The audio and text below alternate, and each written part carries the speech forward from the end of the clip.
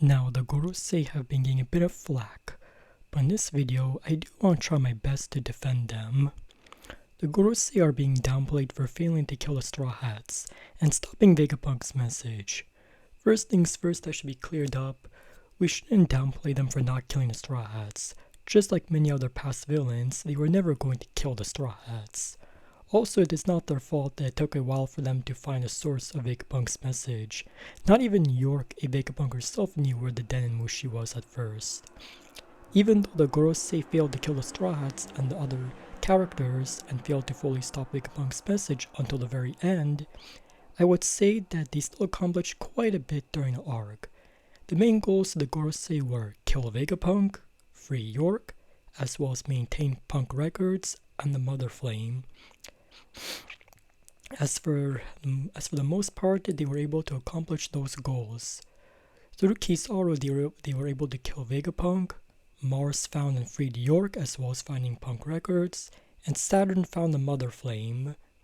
On top of that, Nusjuro, who cut the Labo face, also ended up freeing the Cypherpole agents and the Seraphims.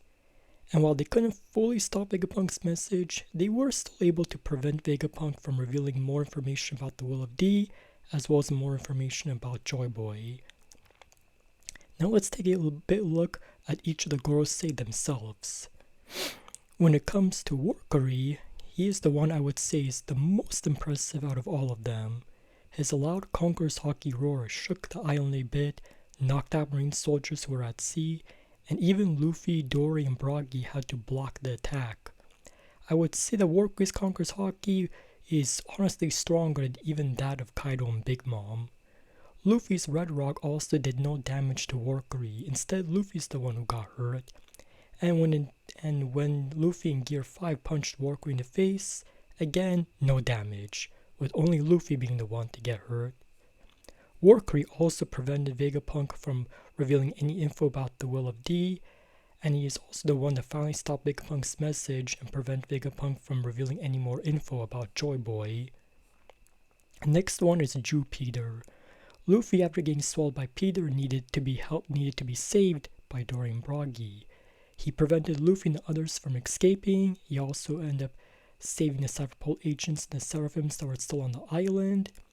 And he prevented the Giants and others from escaping again, and also bit off one of Emmett's arms.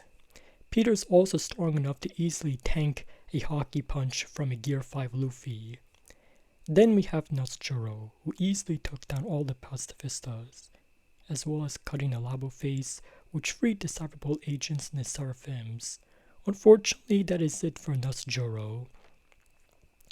Mars didn't do that much, but he was able to free York as well as finding Punk records.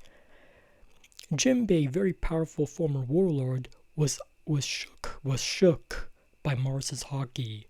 Same Jinbei that didn't cower over Big Mom. Also, what is interesting is that according to Sandman from Twitter, the way Jinbei hypes up Mars's hockey is very similar to how he hyped up Shanks' hockey, saying they are almost on the same scale. Even Rob Lucci himself was also shook when seeing Mars.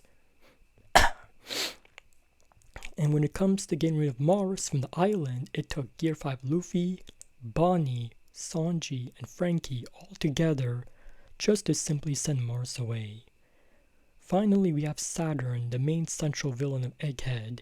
Now, Saturn, for the most part, unfortunately has been a punching bag, but I will try my best to give Saturn some credit.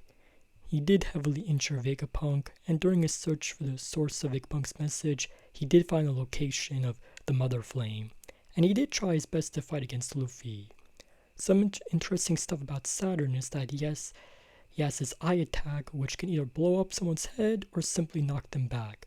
My guess is that eye attack is most likely Conqueror's Hockey attack. If the character has very weak will, they get their heads blown off, but if the character has a very strong will, then they simply get knocked back. The attack was able to make even Luffy bleed. Saturn also has an ability, most likely to restore food, that can prevent his enemies from moving. Also, one of Saturn's strongest attacks that we saw him use is spitting out these poison spit bombs from his mouth. These poison bombs were strong enough to even hurt Warcury, a durability monster who even Gear 5 Luffy couldn't hurt. Now that we look over each of the Gorosei, I've seen some people say that if they didn't have the regen, then they wouldn't be much. All I can say is that, are we sure? Now for the most part, the Gorosei like Saturn for example don't care if they get hurt because of the regen. However, if the Gorosei didn't have the regen, I'm pretty sure Oda would have them defend themselves with Haki or avoid certain attacks. And despite trying their best, they were also held back because of plot. Oda isn't going to allow them to kill the Straw Hats, and they don't want to completely destroy Egghead as they do need punk records on the Mother Flame. Other than Saturn, most of the Gorosei didn't even show that much feats, and we have yet to see the hybrid forms of 3 of the Gorosei. It's clearly obvious that Oda really held them back. I do believe that the next time we see them in battle, that is when they will really go all out. And finally, one last thing before I finish this. In chapter 1122, the latest one, it was thanks to Emmett releasing Joy Boy's Haki that saved Luffy and others from the Elders. Because the Gorosei were very close to insanely powerful Haki Blast, it undid their transformation, and it most likely undid their summoning spell as well, which caused 3 of the Elders to go back to Mary Joie. The only reason why Saturn most likely wasn't sent back is because he himself came to Egghead. As for why Mars was already back there, my guess is because they were summoned specifically to Egghead. If the Gorosei end up leaving Egghead or getting far away from it, like Mars for example, then they are automatically sent back to Mary Joie. Also, despite the powerful Conqueror's Haki Blast from Joy Boy, the Gorosei for the most part do seem fine. Overall, despite being held back, it took plot armor like usual, help from the Giants, Edis and Atlas sacrificed themselves, and of course help from Emmett, all of which just to prevent the 5 Elders from killing the Straw Hats. Are they the worst villains? No. But are they the best? Also no.